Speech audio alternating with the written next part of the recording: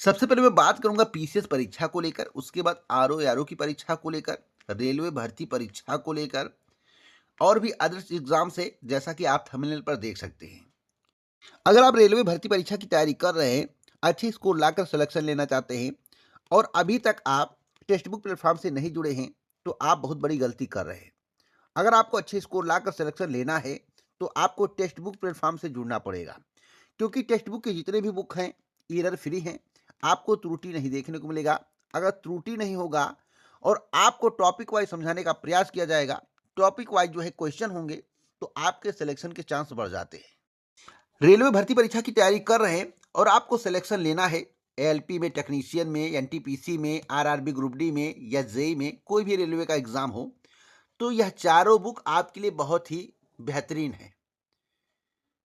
इतना बेहतरीन है कि मैं आपको क्या बताऊं, त्रुटि रहित होने के कारण और यूनिट्स जो कवर किया गया है जनरल साइंस में, फिजिक्स, केमिस्ट्री, बायोलॉजी, और दूसरा बुक देखेंगे आप अपनी स्क्रीन पर तो जनरल इंटेलिजेंस एंड रीजनिंग का देखेंगे, तो इसमें भी यूनिट्स जो कवर किया गया है बहुत ही बेहतरीन ढंग से।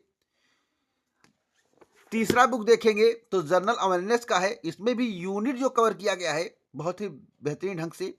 और चौथा बुक अगर आप देखेंगे तो मैथमेटिक्स का है, इसमें यूनिट जो कवर किया गया है बहुत ही बेहतरीन ढंग से। इस बीच में मंगवाएंगे तो आपको लो प्राइस में मिलेगा। आप आरसीएन कूपन कोड का यूज करेंगे तो आपको 70% का डिस्काउंट मिल जाएगा। तो देर मत करिए, अभी जाइए इस बुक को मंगवाइए और अपनी तैयारी को बेहतर करिए। तो सबसे पहले बात कर लेते हैं पीसीएस के बारे में। देखिए, पीसीएस की परीक्षा निर्धारित तिथि पर होगी, 22 दिसंबर को आयोजित की जाएगी। प्रतियोगी छात्र 22 दिसंबर को प्रस्तावित पीसीएस प्रारंभिक परीक्षा की तैयारी में जुट गए हैं, सभी को पता है। और पीसीएस परीक्षा के संबंध में जो सेंटरों का संकट है वह अभी भी बना हुआ है। सेंटर उतनी मात्रा में नहीं मिल पाया है जितनी मात्रा में चाहिए। प्रयास किया जा रहा है, सेंटर मिल जाएगा, ऐसी कोई बात नहीं कि सेंटर नहीं मिल पाएगा, मिल जाएगा, लेकिन करंट में नहीं मिल पाया है, लेकिन मिल जाएगा, पूरा प्रयास है। ऐसे केंद्रों को निर्धारित किया गया है जो दाग रहित हो। जैसा कि आपको मालूम होगा, कई ऐसे केंद्र हैं जो दागी किस्म के हैं, उन्हें ऐड नहीं किया गया है। आपको बता दें, उसके बाद आरओ परीक्षा के केंद्र के संबंध में भी प्लानिंग की जाएगी। अगर आयोग शासन की गाइडलाइंस के अनुरूप परीक्षा केंद्रों का निर्धारण करता है तो उत्तर प्रदेश में केवल 978 केंद्र ही मिल पा रहे हैं, जिनमें 4,35,074 अभ्यर्थियों की परीक्षा ही कराई जा सकती है। पीसीएस परीक्षा के केंद्र निर्धारण में यह जानकारी सामने निकलकर आई है। ऐसे में अगर आयोग किसी भी परीक्षा के लिए 4.5 से 5 लाख अभ्यर्थी आवेदन करते हैं तो परीक्षा एक पाली में कराना आयोग के लिए मुश्किल होगा। साथ साथ यह भी बताना चाहता हूं, अगर एक पाली में या एक दिन में परीक्षा नहीं कराएंगे, 2 दिन में कराने का प्रयास करेंगे तो अभ्यर्थी इसके लिए पुनः धरना शुरू कर देंगे और पीसीएस से बड़ा धरना हो सकता है। लेकिन पीसीएस परीक्षा को तो विशिष्ट श्रेणी में रखते हुए शासन ने केंद्र निर्धारण के नियम शिथिल कर दिए हैं, लेकिन आयोग की अन्य परीक्षाएं विशिष्ट श्रेणी में शामिल नहीं है। जैसे आरओ प्रारंभिक परीक्षा के लिए जो है 10,76,004 अभ्यर्थियों ने आवेदन किए हैं। शासन की गाइडलाइंस से रास्ता निकालते हुए परीक्षा एक दिन में कैसे कराई जाए और नॉर्मलाइजेशन लागू न करना पड़े, इस पर मंथन के लिए आयोग ने कमेटी का गठन किया है। कमेटी का गठन जो किया गया उसका रिपोर्ट जो है पीसीएस परीक्षा के बाद ही आएगा, उसके पहले नहीं आएगा, मुझे ऐसा लगता है।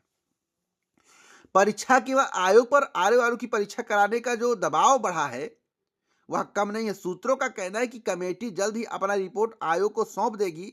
आरओ प्रारंभिक परीक्षा है, महाकुंभ के बाद कराए जाने की तैयारी है, लेकिन जो मुझे जानकारी मिली है कि यह परीक्षा जो है 15 मार्च के बाद और अप्रैल माह में, 15 मार्च से 30 मार्च के बीच में केवल 30% चांस है, ज्यादा चांस अप्रैल माह में यह परीक्षा कंडक्ट कराई जा सकती है। तो अगर 2 दिन कराने का प्रयास किए, 2 या 2 से अधिक पाली में कराने का प्रयास किए तो अभ्यर्थी इसका विरोध करेंगे। 2 या 2 से अधिक पाली में होने पर नॉर्मलाइजेशन का प्रावधान लागू हो जाएगा, तो अभ्यर्थी यह नहीं चाहते हैं। साथ साथ मैं आपको बताना चाहता हूं एक बड़ी खबर। देखिए, रेलवे भर्ती परीक्षा की तैयारी कर रहे हैं तो मैंने आपको बेहतरीन बुक बता दिया है। अभी कई परीक्षाएं जो है आगे पोस्टपोन भी होंगी, कईयों के डेट बढ़ेंगे, उसके रीजंस हैं, कई रीजंस हैं, महाकुंभ एक बड़ा रीजंस है।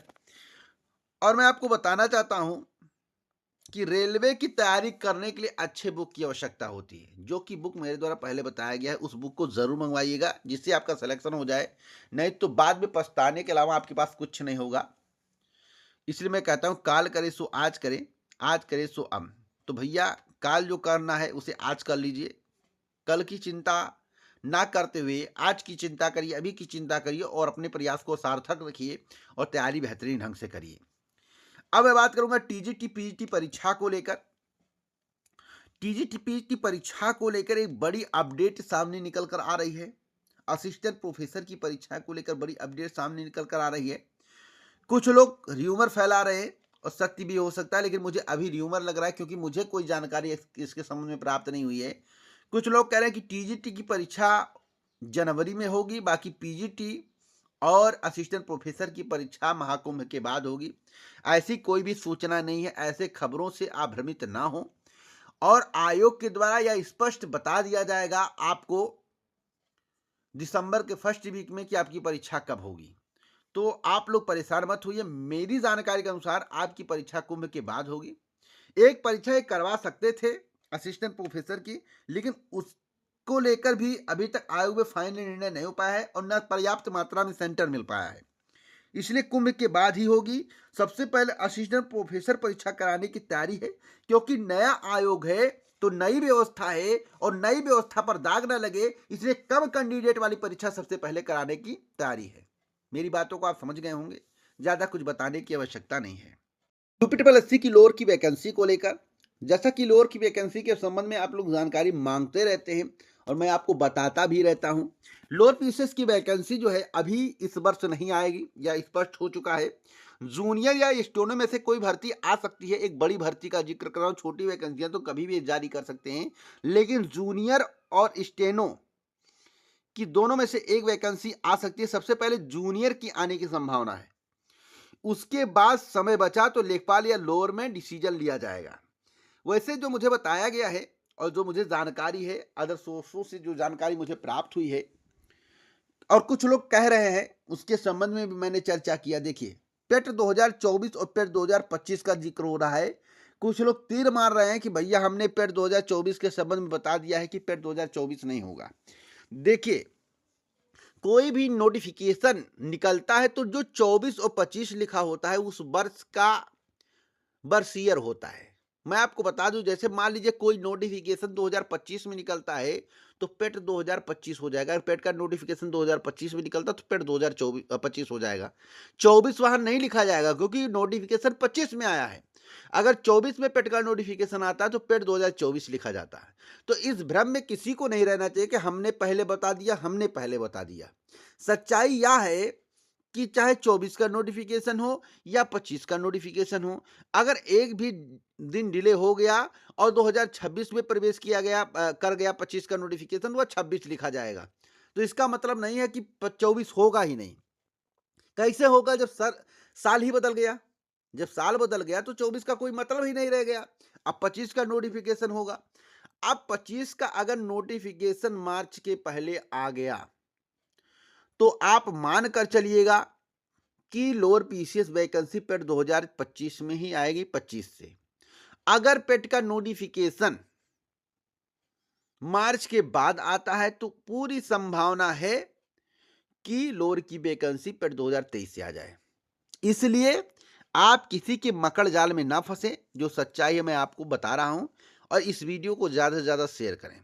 इसी प्रकार की ऑथेंटिक जानकारी अगर आपको पर डे चाहिए तो आप चैनल को सब्सक्राइब करें, बेल आइकन दबाएं। जय हिंद।